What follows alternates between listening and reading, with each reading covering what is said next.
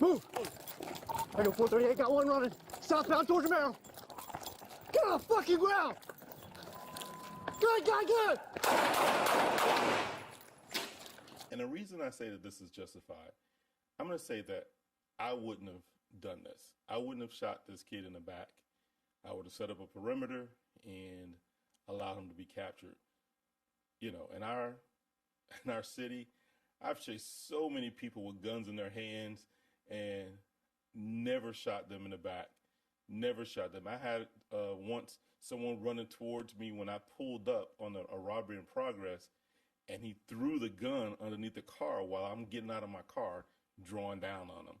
So I'm sure that their policy allows them to shoot if they feel a threat once they see a gun, because we don't have to wait for somebody to shoot. But I think it's going to be justified.